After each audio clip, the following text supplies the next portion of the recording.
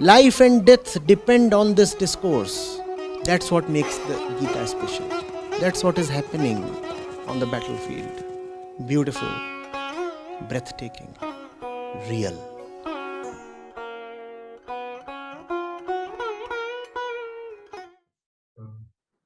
Namaste, Acharya ji. So myself, Anuj Kumar Singh, I'm right now pursuing my master's final year from National Institute of Technology, Warangal.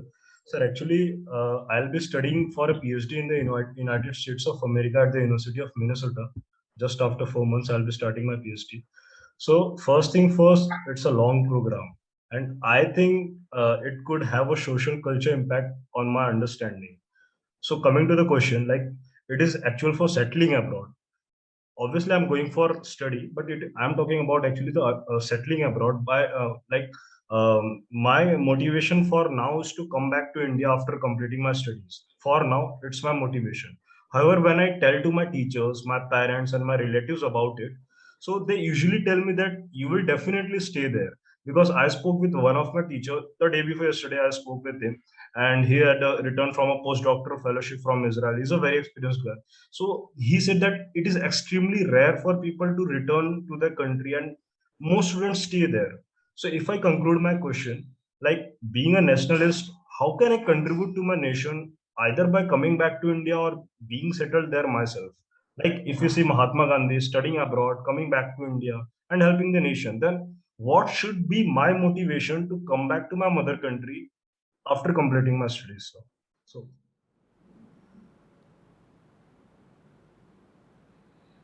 Yes, too many assumptions, too many definitions in the question. I cannot just admit those assumptions and definitions and base my answer on that. What is nationalism? What is this love for mother country you are talking of? So in my respect, like I am a research aspirant and I have to do something on anti-cancer drug and something. So for me, it's like kind of a designing something, a product, maybe a pharmaceutic something which can be cheaply available and to that can afford all the sets of people and can cure any sort of diseases.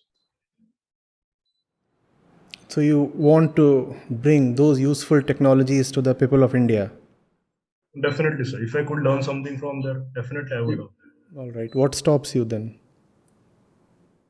So I think the financial aspects and they even give some all sorts of facilities, especially the research things and economical, mental peace and all those things. Work ethics, the culture, work culture, I heard of in US.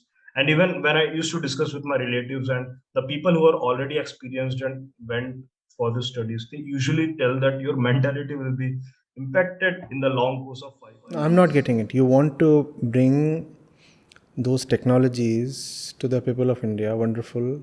What stops you? So you go there, you complete the program, right? And that empowers you.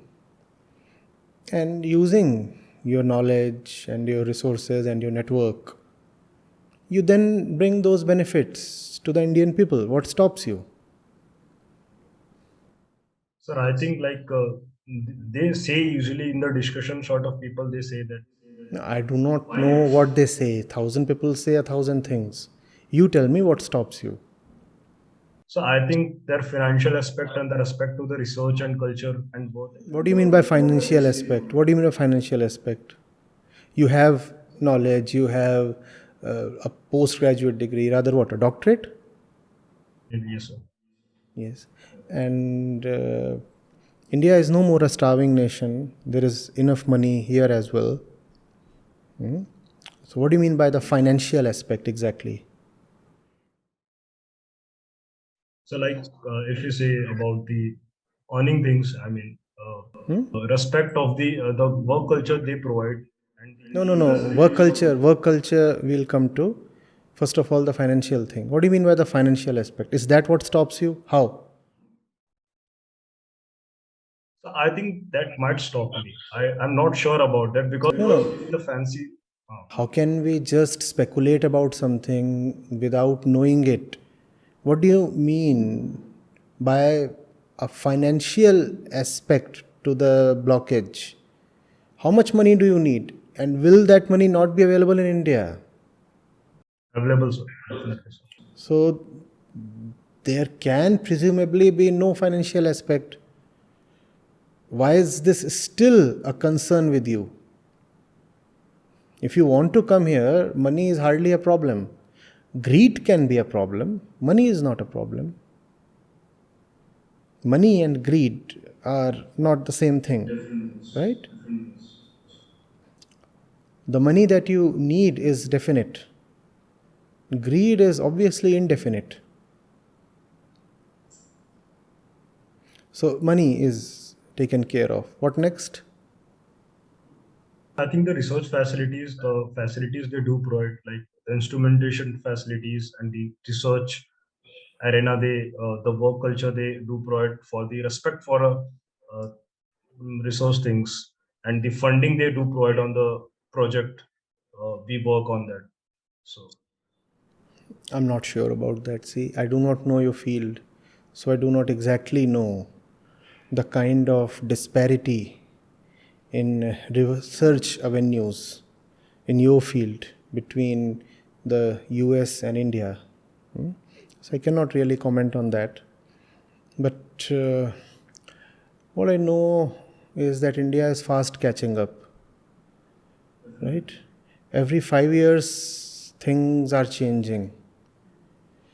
Today, things are not what they were like in 2015 or 17. So the gap is narrowing. Another 5 years, the gap would be still narrower. And not only does the gap narrow down on its own, we do require able people to consciously narrow down the gap. First of all, there are the market forces, right, that bridge the gap. And then there are people. Think of, let's say, somebody like Homi Jahangir Bhabha. Think of all the architects of the Indian technological renaissance post-independence. India hardly had any facilities, any institutions. They helped build it up. They didn't find facilities, they created facilities. So, I obviously do not want to put the onerous task of developing an institution on you. I'm just saying that India is in a position where institutions are being created, institutions are being empowered.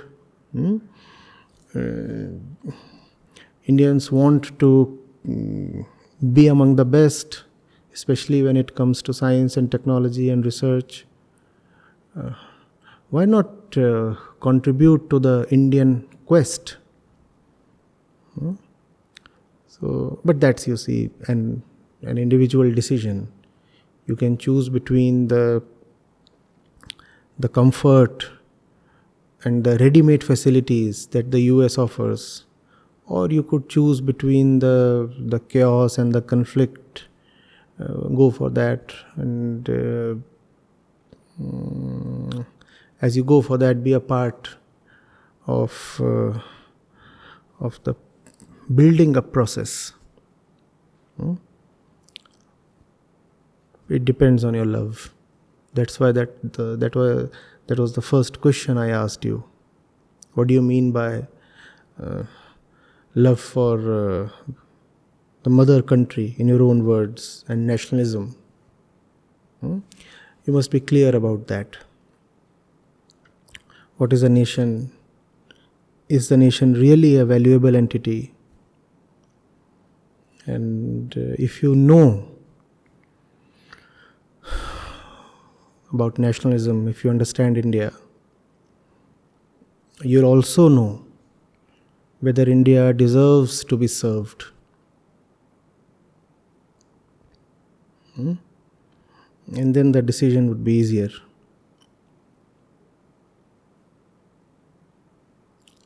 right? People don't return because they never belonged in the first place. It's not as if they went away. They were actually never here.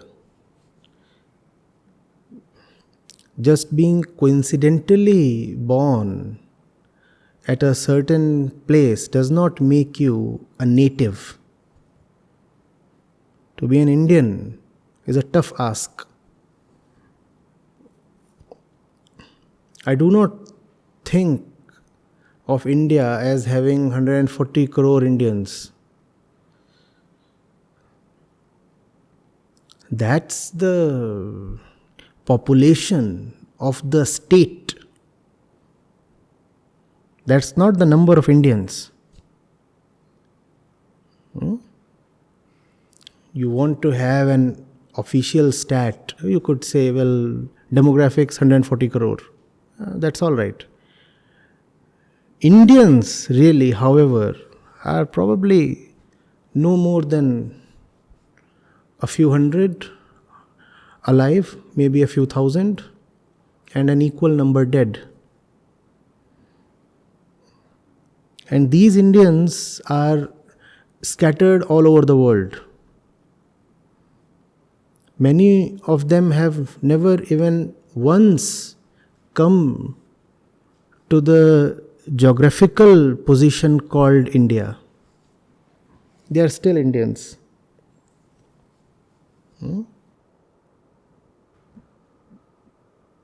So, you have to know India. You have to know India.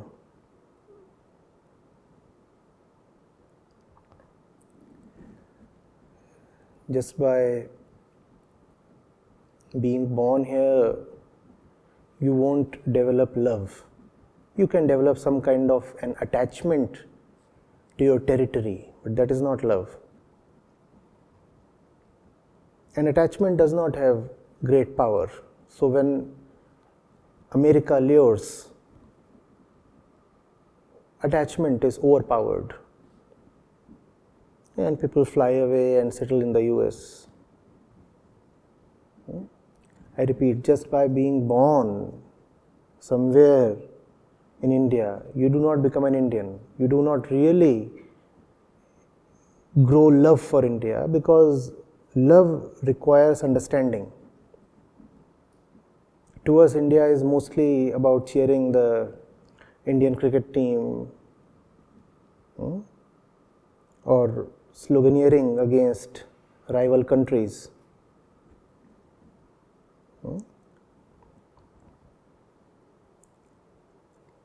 That's not what nationalism is, right?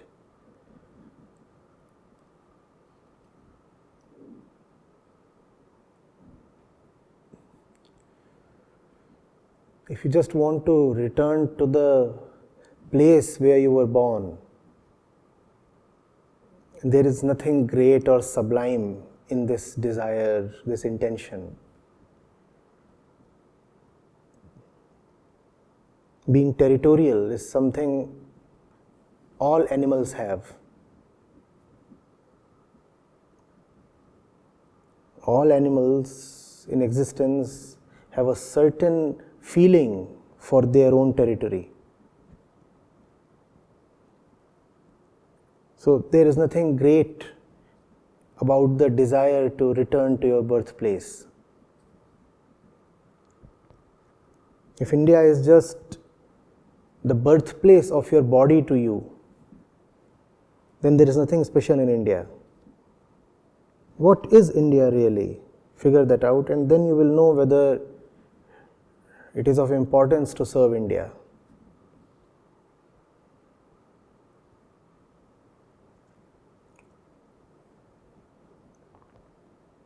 And when you know something is important, then you devise means.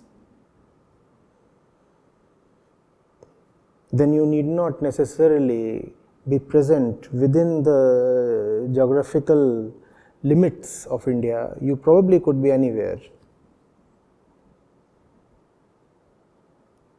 Equally, you need not be at other places for reasons of greed. A missionary travels across the world.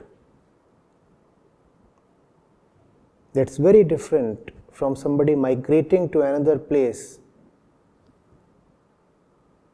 in search of better financial opportunities. You understand the difference between a missionary and a migrant? Missionaries too are globetrotters. They leave their birthplace.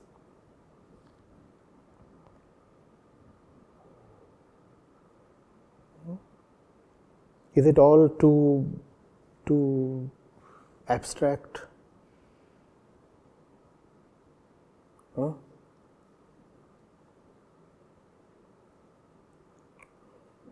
I'm not even attempting to solve it in these 5-10 minutes. I just want to begin a process for you. Think on these things.